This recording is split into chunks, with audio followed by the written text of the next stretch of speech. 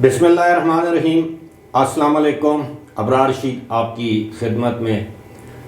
حاضر ہے اور بہت ہی امپورٹنٹ خبر اور اس پر تجزیہ چرچے ہیں کہ پنجاب میں ایک انتہائی بااثر شخصیت سامنے آئی ہے، انتہائی بااثر شخصیت جو کہ اس وقت پنجاب میں جاری حکومتی بحران یا پنجاب کی حکومت اور پنجاب کی اپوزیشن کے لیے انتہائی امپورٹنٹ ہیں، اور ان کا کردار جو ہے وہ بڑی اہمیت کا حامل ہے۔ اس کی وجہ یہ ہے کہ یہ جو انتہائی بااثر شخصیت گردانی جاتی ہے، ان کے بارے میں دلچسپ انکشاف یا حقائق، انکشاف تو نہیں کہنا چاہیے، حقائق یہ ہیں کہ یہ ایک نوجوان ہیں، پی ٹی آئی سے ان کا تعلق ہے، اور اپنی ایک مخصوص رشتہ داری کے باعث یہ اہمیت اختیار کر چکے ہیں۔ اس حوالے سے یہ نوجوان کون ہیں، آپ کو ان کا نام بتایا جائے گا، ان کا اثر و رسوخ کیا ہے۔ اس حوالے سے اس وقت پنجاب کے ڈرائنگ رومز میں، خاص طور پر لاہور کے ڈرائنگ رومز میں، بیٹھکوں میں، فارم ہاؤسز میں، عام ڈھابوں میں جس قسم کی بحث ہو رہی ہے اس سے آپ کو آگاہ کیا جائے گا۔ لیکن اس سے پہلے صدر عارف علوی کے سیاسی مستقبل کے حوالے سے بات کرنا ضروری ہے۔ کچھ لوگ یہ کہتے ہیں کہ صدر عارف علوی نے یہ تہیہ کر لیا ہے کہ وہ ایک مرتبہ جب صدارت کے منصب سے فارغ ہو جائیں گے تو شاید وہ دوبارہ ایکٹیو پالیٹکس میں اس طرح حصہ نہ لیں، یعنی بطور ایم این اے یا وزیر حصہ نہ لیں جس طرح کے صدر آصف علی زرداری یا سابق صدر آصف علی زرداری حصہ لے رہے ہیں۔ اس کی وجہ کیا ہے؟ اس کی وجہ یہ ہے کہ آپ کو معلوم ہے کہ جب کوئی بھی شخص صدارت کے منصب سے ریٹائر ہو جاتا ہے، سبکدوش ہو جاتا ہے، تو اس کو بہت سی مراعات ملتی ہیں، جس میں پینشن ہے، جس میں گھر ہے، سیکیورٹی ہے، گھر کے دیگر اخراجات جن میں پیٹرول ہے، ٹیلی فون کے بلز ہیں، سیکیورٹی گارڈز ہیں، خانسامہ وغیرہ ہیں، ذاتی ملازمین ہیں، یہاں تک کہ ایک ذاتی سٹاف ممبر رکھنے کی بھی ضرورت ہے جس کو آپ یہ کہہ سکتے ہیں کہ پرسنل اسسٹنٹ۔ تو یہ بہت بڑا پیکج ہو جاتا ہے، یعنی ریٹائرمنٹ کے بعد بھی اندازاً ایک صدر، ریٹائرڈ صدر کو جو مراعات ملتی ہیں، آپ یہ سمجھ لیجئے کہ 20 سے 25 لاکھ روپے مہینے تک وہ مراعات کا پیکج ہوتا ہے، جس میں پینشن، پیٹرول، ٹیلی فون بلز، میڈیکل، پھر سب سے بڑھ کر یہ کہ سفارتی پاسپورٹ، یہ بہت پرکشش قسم کی مراعات ہوتی ہیں۔ لیکن ایک مرتبہ آپ سابق صدر رہ چکے ہیں اور پھر اس کے بعد جو ایک مخصوص پیریڈ ہے وہ پورا کرنے کے بعد اگر آپ دوبارہ ایکٹیو پالیٹکس میں آتے ہیں، ایم این اے بن جاتے ہیں، سینیٹر بن جاتے ہیں، تو آپ سے وہ مراعات واپس لے لی جاتی ہیں، جس طرح کے سابق صدر آصف علی زرداری کے کیس میں ہے کہ جب وہ دوبارہ رکن قومی اسمبلی بن گئے اور اس کے بعد بطور سابق صدر ان کو جو مراعات حاصل تھیں اب وہ ان کو حاصل نہیں۔ یہ الگ بات ہے کہ ان کو اب بھی سیکیورٹی دی جاتی ہے ایک سابق صدر ہونے کے ناطے، لیکن جو دیگر مراعات ہیں جن میں پینشن وغیرہ شامل ہے وہ نہیں ہوتی۔ یہی وجہ ہے کہ صدر عارف علوی جو ہیں وہ اس وقت بین کھیل رہے ہیں۔ وہ ایک جانب عمران خان کے بیانیے کی نفی کرتے ہیں، دوسرے دن وہ اس کی وضاحت پیش کر دیتے ہیں، اور وہ وضاحت جو ہے وہ جسے آپ کہہ سکتے ہیں کہ اطمینان بخش نہیں ہوتی۔ اب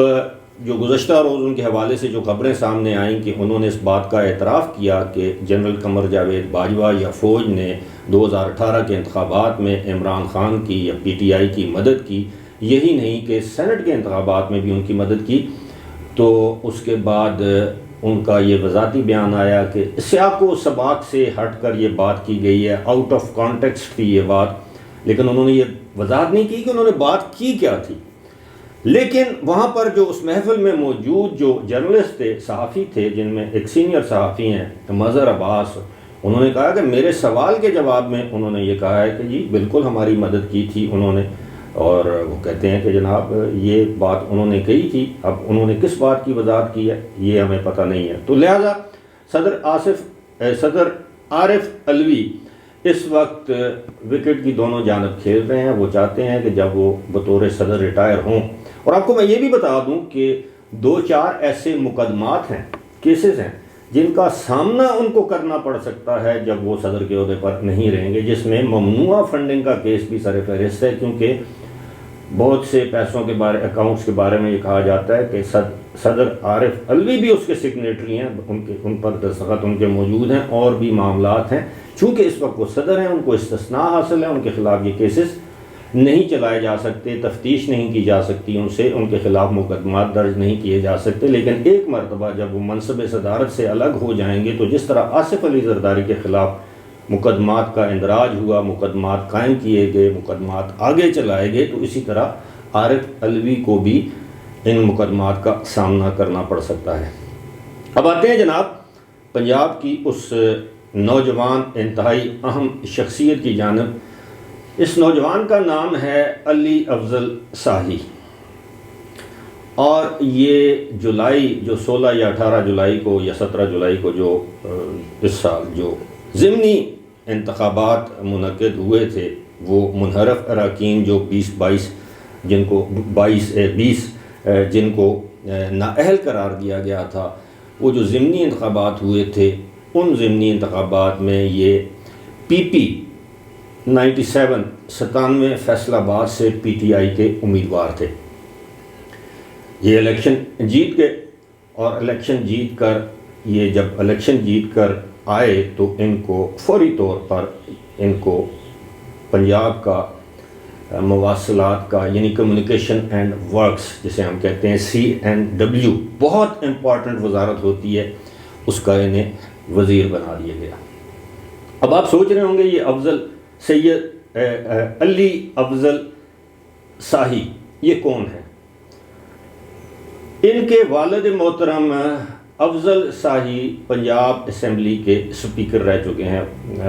2002 سے 2007 تک، کیونکہ جب چودھری پرویز الہی پنجاب کے وزیر اعلیٰ تھے تو افضل شاہی پنجاب کے سپیکر تھے۔ تو آپ سمجھ سکتے ہیں کہ اسٹیبلشمنٹ کے ساتھ ان کے خاندان کے بہت اچھے تعلقات ہیں، لیکن 2018 کے انتخابات میں ان کا پورا خاندان جو ہے فیصل آباد کی سیاست سے آؤٹ ہو گیا تھا، کوئی بھی الیکشن نہیں جیت سکا۔ البتہ ان کو ٹکٹ پی ٹی آئی نے دیا، اور یہ بھی کہا جا رہا ہے کہ ان کے اسی اثر و رسوخ کے باعث ان کو ٹکٹ دیا گیا، اور ان کے اسی اثر و رسوخ کے باعث لاہور ہائی کورٹ میں جو بھی معاملات ہوئے جو کہ اب تاریخ کا حصہ ہیں، اور جس کی وجہ سے اس وقت پنجاب میں چودھری پرویز الہی کی حکومت قائم ہے، یہ اس میں بھی ان کا اہم رول تھا۔ لاہور کے جو جرنلسٹ صاحبان ہیں، خاص طور پر سید عمران شفقت، ان کا یہ دعویٰ ہے، اور بھی بہت سے جرنلسٹ ہیں، ان کا یہ دعویٰ ہے کہ لاہور میں ان دنوں جتنی بھی اہم میٹنگز ہوتی ہیں، اہم اجلاس ہوتے ہیں، چاہے وہ مسلم لیگ کاف کی طرف ہوں یا اپنا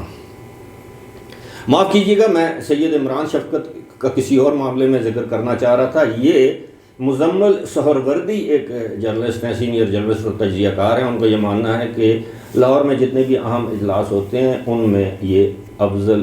شاہی سید کہہ دیتا ہوں بار بار، علی افضل شاہی وہ ان اجلاسوں میں شرکت کرتے ہیں، اور ان کو ان دنوں لاہور میں ایک بادشاہ گھر کے طور پر جانا جاتا ہے، یا لاہور میں پنجاب کا مرشد تصور کیا جاتا ہے۔ اجلاس چاہے وہ زمان پارک میں ہوں یا کسی اور جگہ ہوں، اس کی وجہ یہ ہے کہ یہ محترم جناب پنجاب کے جو لاہور ہائی کورٹ کے چیف جسٹس صاحب ہیں، یہ ان کے داماد ہیں، اور بہت سے لوگ اس حوالے سے بہت سی چمگوئیاں کر رہے ہیں کہ اس وقت لاہور ہائی کورٹ سے جو بھی ریلیف مل رہا ہے وہاں کی پنجاب کی حکمران جماعت کو، وہ ان کے توسط سے مل رہا ہے۔ اس پر مزید بات کرنا کسی بھی عدالت کو سکینڈلائز کرنے کے مترادف ہوگا، جو کہ ہمارا مقصد نہیں ہے، لیکن جو زبان خلق ہے اس پر آپ ہاتھ یا انگلی نہیں رکھ سکتے۔ آج کل یہ چمگوئیاں ہو رہی ہیں، اور کسی کا بھی داماد ہونا کوئی جرم نہیں ہے، کوئی کسی کا سسر ہو اپنے عہدے کے لحاظ سے یہ بھی کوئی جرم نہیں ہے۔ پاکستانی سیاست میں ہم نے دیکھا ہے کہ ماضی میں بھی اس طرح کے رشتوں میں کوئی بیٹا کسی اہم عہدے پر ہوتا ہے اور والد کسی اور اہم عہدے پر ہوتا ہے۔ حال ہی میں اگر آپ کو یاد ہو تو ہمارے جو چیف جسٹس آف پاکستان ہیں ان کی صاحبزادی کو پیمرا میں ایڈوائزرشپ دی گئی تھی، اور جب اخبارات میں خبر آئی کہ آؤٹ آف ٹرن ان کو یہ اپوائنٹمنٹ دی گئی ہے تو پھر ان کی صاحبزادی کو مستعفی ہونا پڑا۔ عین ممکن ہے کہ ان کی صاحبزادی جو ہیں وہ میرٹ پر اپوائنٹ ہوئی ہوں، لیکن لوگوں نے باتیں کی، خبریں آئیں سوشل میڈیا پر، تو بالآخر ان کی صاحبزادی کو جو کہ شادی شدہ ہیں ان کو اپنے والد کی اس پوزیشن کی وجہ سے مستعفی ہونا پڑا، تاکہ ان کے والد گرامی یعنی جو سپریم کورٹ کے چیف جسٹس ہیں جسٹس جناب عمر عطا بندیال، ان کی عزت پر کوئی حرف یا آنچ نہ آئے۔ لیکن اس کیس میں تو جب یہ ان کو ٹکٹ دیا گیا اس وقت بھی ان کی رشتہ داری تھی لاہور ہائی کورٹ کے چیف جسٹس صاحب کے ساتھ، جب وہ الیکشن بھی جیتے اور اس کے بعد جو وزیر بھی بنے، تو اب رشتہ داریاں تو ختم نہیں کی جا سکتی، لیکن اسی طرح لوگوں کی زبان بھی بند نہیں کی جا سکتی کہ اس حوالے سے اب پنجاب میں یہ کہا جا رہا ہے کہ، اور آپ کو پتہ ہے کہ ایک انتہائی نوجوان کم عمر ایم پی اے جو پہلی مرتبہ منتخب ہو کر آئے اسمبلی میں، اس کو ایک انتہائی اہم وزارت کا قلم دان سونپ دیا جائے، جبکہ اس سے انتہائی سینئر لوگ جو ہیں وہ بغیر وزارتوں کے بیٹھے ہوں، تو اس سے ایک تاثر تو ملتا ہے۔ اور چودھری پرویز الہی تو آپ کو پتہ ہے زیرک سیاستدان ہیں، بڑے کھلاڑی ہیں، عین ممکن ہے انہوں نے کسی اعلیٰ شخصیت کی خوشنودی کے لیے ان کو یہ وزارت دی ہو کہ وہ اعلیٰ شخصیت شاید خوش ہو جائے، لیکن یہ بھی ممکن ہے کہ وہ اعلیٰ شخصیت جو ہے وہ ان تمام چیزوں سے بلند و بالا ہو کر اپنے فیصلے کر رہی ہو۔ لیکن بات اب وہی ہے کہ جو تاثر ہے پاکستان میں، ہماری بدقسمتی یہ ہے کہ جو پالیٹکس جو ہے وہ پرسیپشن کی ہے۔ ہمارے ہاں لوگ تاثر کی پالیٹکس کرتے ہیں کہ جی تاثر یہ جا رہا ہے، تاثر یہ جا رہا ہے، اور تاثر جو ہے وہ ایک مرتبہ قائم ہو جائے تو وہ بڑی مشکل سے زائل ہوتا ہے۔ آپ کو یہ بھی یاد دلاتا چلوں کہ سابق chief justice of supreme court of Pakistan Saqib Nisar نے ایک مرتبہ لاہور میں خبر ایک لگوائی تھی کہ جناب ان کے داماد ان کے پاس کسی کی سفارش لے کر آئے اور عدالت میں ان پر برس گئے پڑے اور ان کو ڈانٹ پلا دی کہ تم کیسے آئے ہو میری کسی کی سفارش لے کر، تمہاری جرت کیسے ہوئی۔ یہ سب لوگوں کی نظروں میں دھول جھونکنے کے مترادف تھا۔ سب کو معلوم ہے وہ کتنے compromise chief justice of Pakistan تھے، اور یہ سب کچھ یہ ڈرامہ کیوں کیا گیا۔ ان کے جو فیصلے ہیں ہمارے سامنے ہیں، ان کا جو کانڈکٹ تھا بطور چیف جسٹس آف پاکستان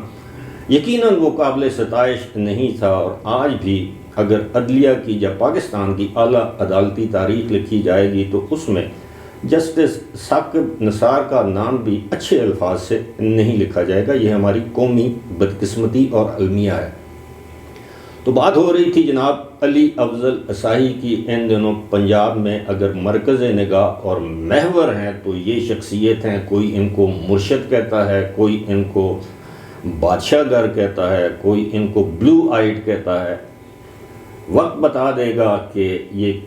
کس کے مرشد اور کب تک رہتے ہیں، کیونکہ ہمیں معلوم ہے کہ پی ٹی آئی والوں نے اپنے تمام مرشدین کا جو حشر کیا ہے ماضی میں، تو علی افضل سائی جو ابھی نوجوان ہے اس کا حشر بھی ان سے کوئی مختلف نظر نہیں آتا۔ فی الحال مجھے دیجیے اجازت، خدا حافظ۔